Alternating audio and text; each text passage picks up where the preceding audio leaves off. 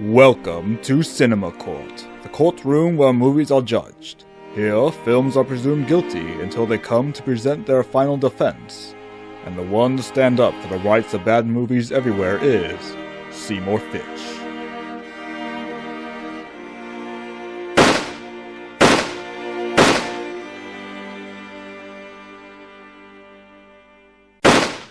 Court will come to order. The Honorable Judge Boord presiding. Counsel for the defense, you may proceed. Thank you very much, Mr. Judge, ladies and gentlemen of the jury, and viewers of the internet.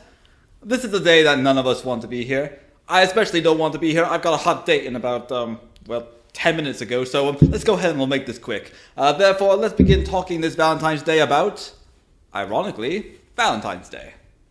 Now, you may be as surprised as I am to have a movie with such an all-star cast in this courtroom. I mean, we have such big names of such recognizable caliber that we need a cannon to fire them all. That's just a little pun on the word caliber. It didn't really work. Anyway, here's what we're looking at. A film with one of the largest ensemble casts in history, featuring some of the biggest and most recognizable names of our time. I could talk on and on about all the characters in this movie. Not because they're interesting, God no. I could talk ad nauseum because there are so many of them. So rather than discuss all the stereotypical cardboard cutout characters, I'm only going to talk about 4 of them. There's Reed, who is played by Ashton Kutcher, and he's our typical all-around good guy main character. Jennifer Garner plays his poor best friend, whose boyfriend is actually already married. A little bit awkward there for her. Then we have Bryce Robinson, who plays a kid who he's really just there to provide the aww factor. And then there's Anne Hathaway, who is really just a call girl. Literally, she's a call girl. And she's actually the most fun in the entire movie. Liz, there's a man online, too, asking me to cover him up in Vaseline and bubble wrap. I'll take care of that. Damn prank callers. And he doesn't have a Russian accent, so I don't think you'll need your horse. You heard that? My phone line. Oh, Paula, I'm so sorry. I'm so sorry. Am I fired? That's cool. You got away with dirty words. I like that. Just make sure you answer my calls first. Highlight of the movie always made me smile. And I could go on and on about her scenes. But in the interest of time, I'm just going to tell you to go watch it yourself. And but that is, if you can stomach all the... Mr. Fitch, your phone is out of order. Sorry about that, Your Honor. My date's already calling me. That means she's really pissed off. And that means that I'm not going to... is this thing... Yes, it is.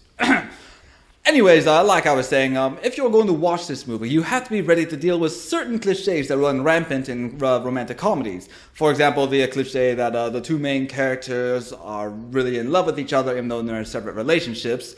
Everyone being connected in coincidence land, like it's Lost or something.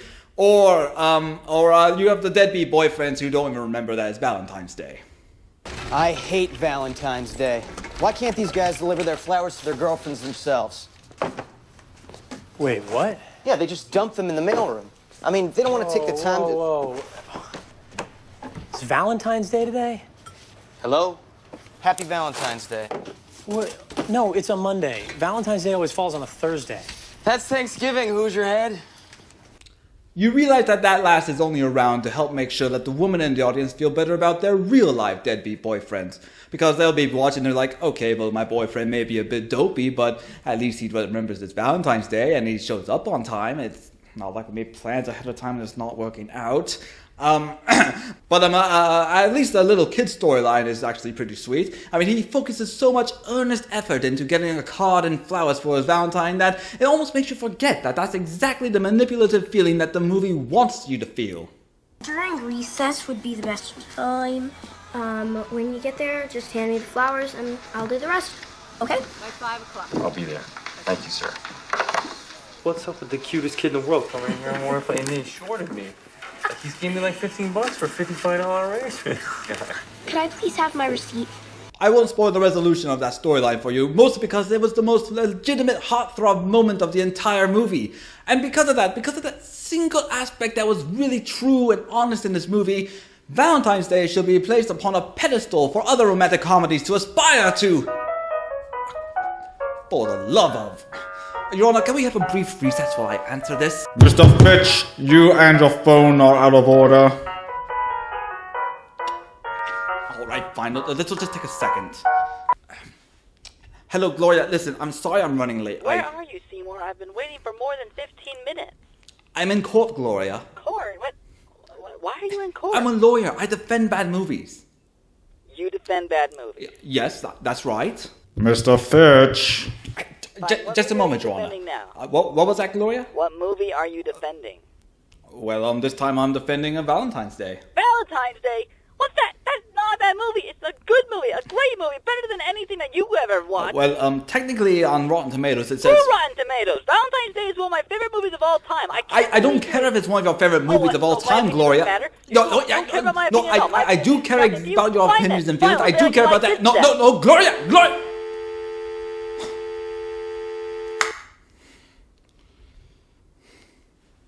Are you ready to proceed, Mr. Fitch? You know what, Your Honor? I am. I am ready to tell you exactly what Valentine's Day is. Valentine's Day is nothing more than a sloppy cash grab trying to pull in every single possible demographic. Mr. Fitch, are you referring to the holiday or the movie? Both! But the movie especially. The reason its cast is so large is because it's trying to pull in women from every single age. And it's just wasted potential because you barely get to see any of the actors in their moments. A scene starts, it ends. It goes on like that forever, and you never get a chance to really dwell with anyone and get to know them. And some of the big names in this movie are all just wasted potential. Now, while I would never call Taylor Lautner a great gain to any movie, in this one, he's here only because he's popular in Twilight, and because they can throw in this ironic, popular, funny gag about it. Well, a little uncomfortable taking my shirt off in public. And while that's an ironic nod to his other work, it's not important to the story at all. It's just a quick throwaway gag. And then the writers apparently had no idea how to write for teenagers. I'd almost prefer having the Twilight writers for it, because this is how the normal conversation sounds. How about today at lunch? See, normally that would work for me, but today at lunch I'm gonna have sex with my boyfriend for the first time. No teenager will be so forthright about doing it, not even to their friends, at least not until after they've done it. I mean, okay, let's see if we can figure out where the storyline is going, because this is going to be another big problem with the whole movie, about the whole fact it's so predictable. So, here's the storyline. The plan is that they're going to meet at the girl's house, and the boy gets there first. What's the first thing that comes to mind as being the most awkward possible situation? Go ahead, don't even bother to state it, we all know what it's going to be. High-speed chase. Grace? Oh, Alex! Oh, Mrs. Smart! Oh my gosh! What are you doing here? I'm rehearsing. Of course the parent walks in, it's the most obvious situation, and do you know why? It's because there's nothing original in this movie! And you want, here's a book about cliches. You open it up, half of them are in this movie. But you don't even need to use a book of cliches because they point out the problems in this movie for you!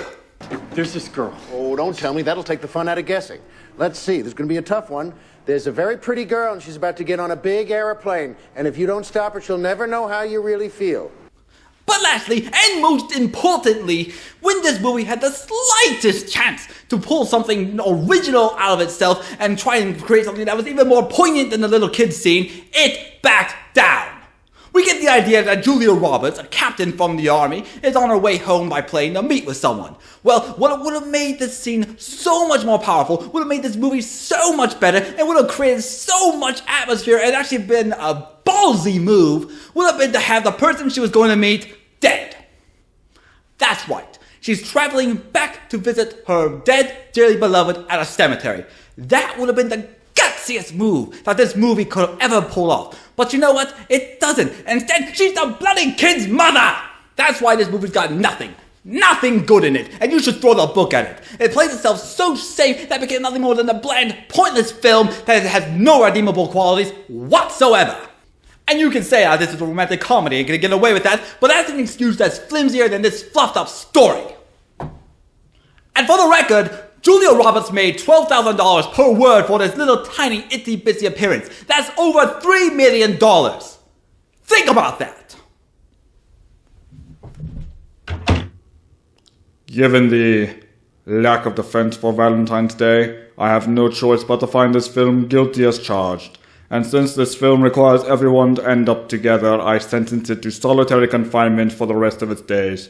May the critics have mercy on its soul. In addition, due to the outrageous outburst and disorderly conduct exhibited by Mr. Fitch, I hereby suspend him for 1 month. May the critics have mercy on his soul as well. Court adjourned.